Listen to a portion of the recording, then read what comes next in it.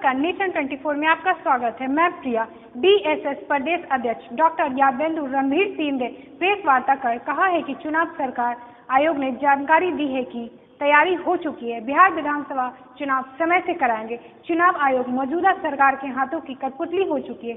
इतनी बड़ी त्रासदी कोरोना महामारी जिससे पूरी दुनिया त्रस्त है, इसका असर न तो निरंकुश सरकार पर है और न ही चुनाव आयोग पर। फिर भी चुनाव कराना ही है तो चुनाव कराने की रणनीति ये होनी चाहिए कि ईवीएम के जगह पर ब्लैंक पेपर का इस्तेमाल हो।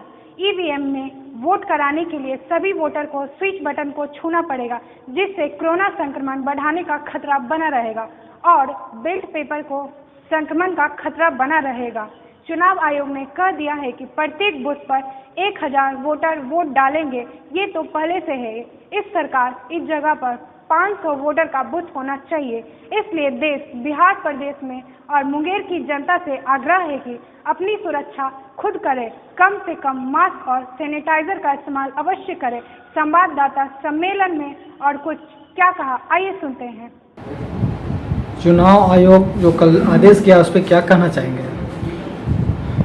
मुख्य चुनाव आयुक्त ने कहा कि हम पूर्ण रूपेण तैयार हैं और समय से हम बिहार का चुनाव कराएंगे। आप समय से कराएंगे, सही बात है, लेकिन हमारी जो बिहार और पूरे देश की जो कोविड-19 कोरोना महामारी के संक्रमण की जो स्थिति है वो बहुत ही दयनीय है।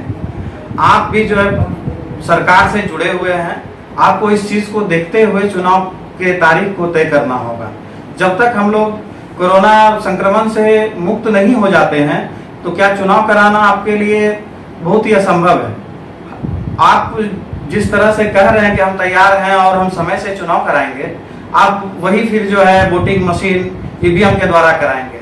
ईवीएम मशीन में एक बटन होता है जिसको अब हम दबाते हैं तो फिर मेरा वोट संपन्न होता है। जब बटन दबाएंगे तो सारे लोग एक ही बटन को दबाएंगे, उससे हर हाल में कोरोना संक्रमण को बढ़ने की आशंका बनी रहेगी। इसलिए हम चाहेंगे कि हम आपसे गुजारिश करेंगे कि चुनाव जो है वो बैलेट पेपर के द्वारा कराएं, उससे कोरोना संक्रमण बढ़ने की जो है आशंका कम रहेगी।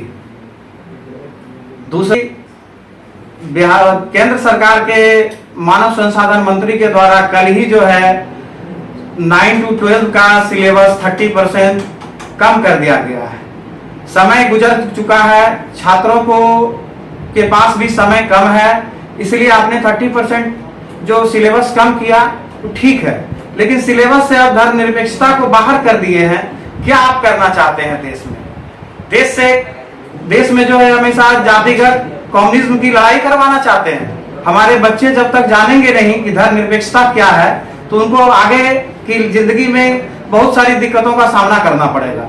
इसलिए धर्मनिरपेक्षता का सिलेबस में रहना जरूरी है और भी कुछ चीजें हैं जिसको कि 30% में आप अलग कर सकते हैं। तीसरी बात कि कोरोना महामारी जिस तरह से फैल रही है, आपने अनलॉक डाउन कर दिया, 1 भी किया, 2 भी किया, किस हिसाब से किया? हमारे यहाँ कोरोना महामारी की संख्या कम हो गई थी, कोरोना के बीमारी की संख्या कम हो गई थी, आपने इस पे सफलता पा ली थी। अभी तक पूरे देश में क्या पूरे दुनिया में कोई भी वैक्सीन नहीं हुआ जो कि कोरोना को खत्म कर सकता है।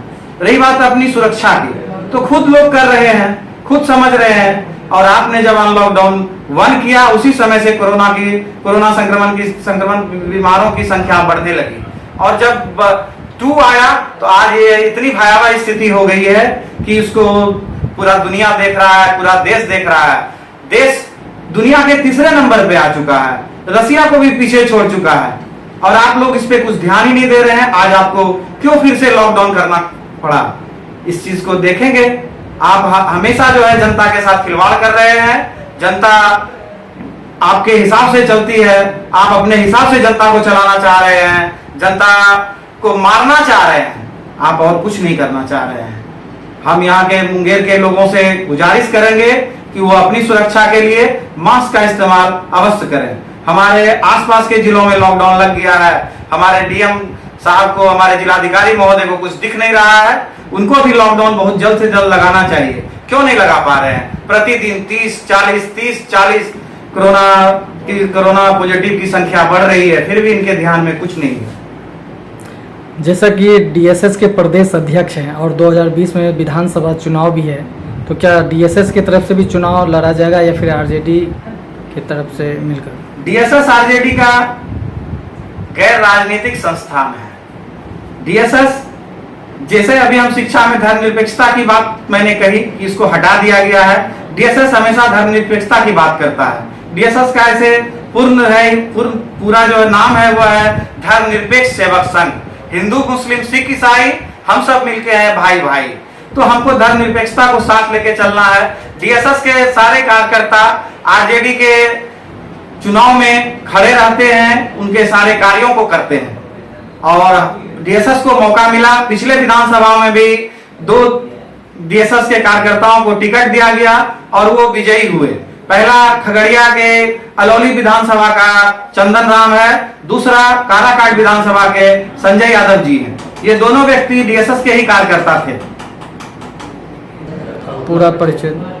डॉक्टर यादवेंदु रणधीर, प्रदेश अध्यक्ष CDSS।